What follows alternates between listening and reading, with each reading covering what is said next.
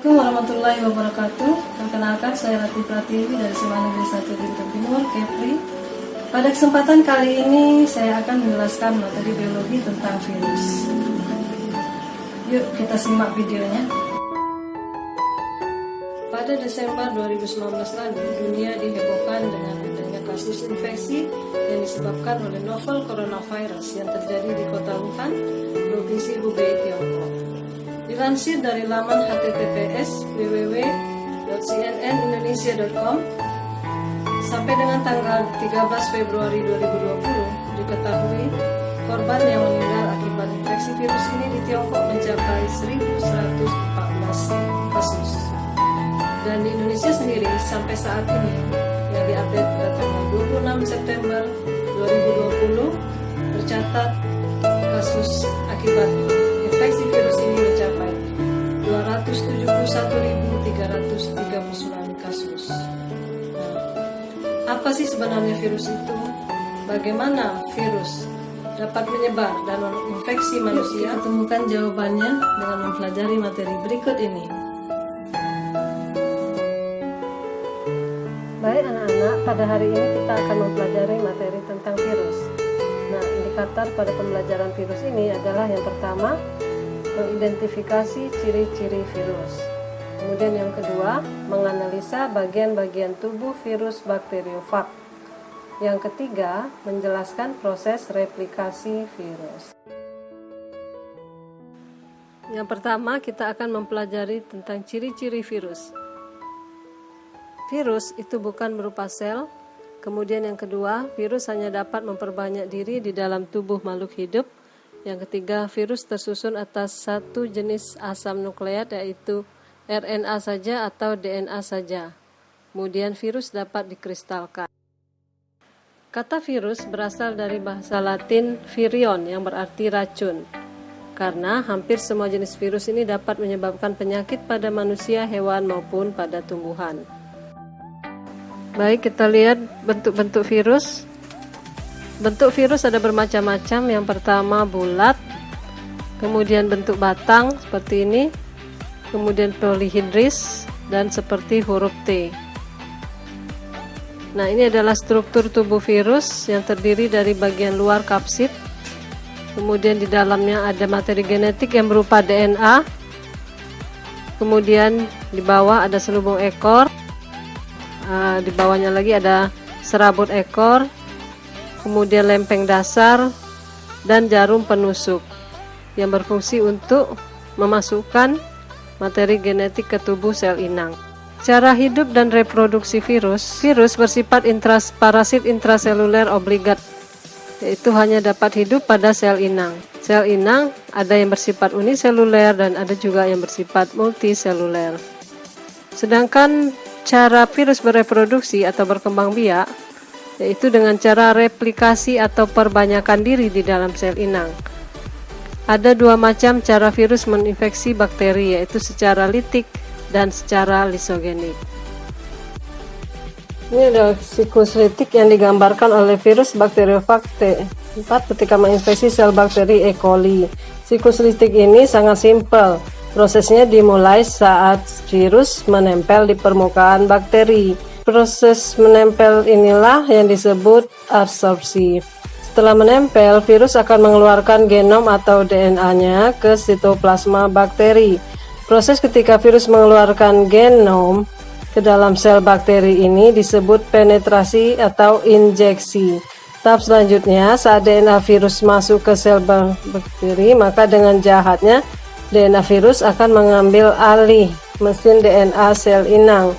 Untuk apa dia mengambil alih? Untuk membentuk bagian-bagian tubuh virus yang baru, yang terdiri dari kepala yang mengandung genom, selubung ekor, dan serabut ekor. Proses ketika membentuk bagian tubuh virus ini dinamakan sintesis. Tahap selanjutnya adalah setelah bagian-bagian tubuh terbentuk, maka bagian-bagian itu akan dirakit menjadi virus yang utuh. Proses merakit menjadi bagian virus yang utuh namanya adalah eklifase atau perakitan. Setelah perakitan selesai, maka virus-virus yang baru sudah terbentuk dan jumlahnya ada sekitar 100 sampai 2000 virus yang baru yang akan bersiap keluar dari sel inang. Bagaimana caranya mereka bisa keluar? Yaitu dengan cara merusak dan menghancurkan sel inang. Dan sel inang akan mengalami pecah atau lisis dan mengalami kematian. Atas dasar itulah maka virus bakteriofag yang melakukan siklus replikasi dan berujung pada kematian sel inang disebut sebagai siklus litik. Jadi tahap siklus litik ini terdiri atas adsorpsi, yaitu ketika virus menempel di permukaan bakteri. Setelah adsorpsi, melakukan injeksi atau memasukkan DNA dalam sel inang. Setelah itu ia akan melakukan sintesis atau pembentukan bagian tubuh virus. Setelah melakukan sintesis, dia melanjutkan tahap eklipase atau perakitan bagian-bagian tubuh virus. Setelah virus terbentuk, maka virus akan lisis atau memecahkan sel inang dan berakhir pada kematian sel inang. Sederhana kan ya? Tapi jangan salah, proses siklus litik ini jika pertama virus melakukan perlekatan atau adsorpsi sampai mengalami lisis tidak lama, hanya membutuhkan waktu sekitar 20 sampai 30 menit saja. Itu terjadi pada suhu sekitar 30 derajat Celcius.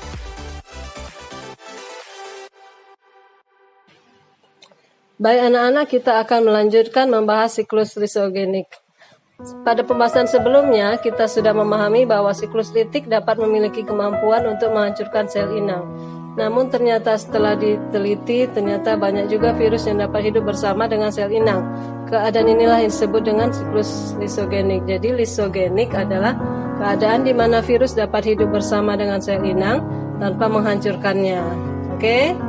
Nah, seperti itu. Nah, sehingga itulah alasan kenapa orang yang terlihat sehat sekalipun di dalam tubuhnya berpotensi ditemukan virus, meskipun tidak menyebabkan penyakit. Sehingga lisogenik ini bisa dikatakan bermain dengan cantik dan rapi. Nah, jika virus yang mengalami replikasi pada siklus litik dapat menghancurkan sel inang, maka siklus lisogenik melakukan replikasi genomnya tanpa menghancurkan sel inang. Dan virus yang mampu menggunakan dua cara replikasi disebut dengan temperatur Pages.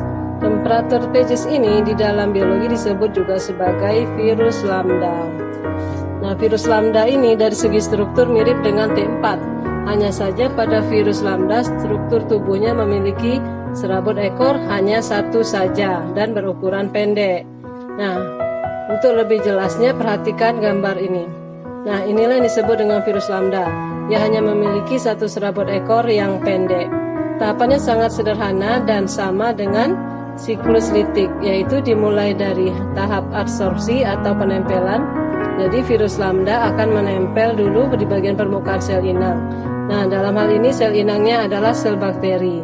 Setelah itu lanjut ke tahap selanjutnya, yaitu penetrasi atau injeksi.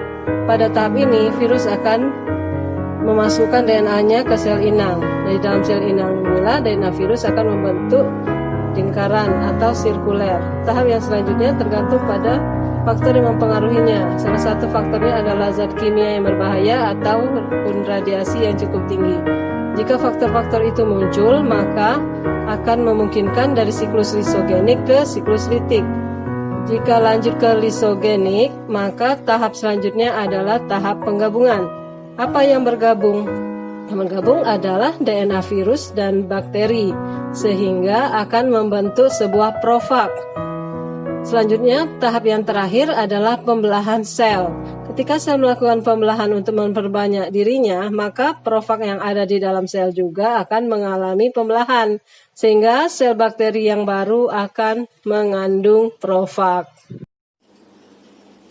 Nah, anak-anak, tadi kalian sudah menyaksikan video tentang virus. Jadi, kalian sudah mengetahui apa itu virus, bagaimana struktur tubuhnya, dan bagaimana virus bereplikasi. Harapan Ibu, semoga anak-anak dapat menjaga kebersihan diri dan lingkungan, dan dapat juga menerapkan pola hidup sehat sehingga terhindar dari penyakit yang disebabkan oleh virus. Dan jangan lupa untuk terus berdoa. Semoga wabah ini cepat berlalu. Terima kasih atas perhatiannya. Ibu tutup dengan wabillahi taufiq wal hidayah. Wassalamualaikum warahmatullahi wabarakatuh.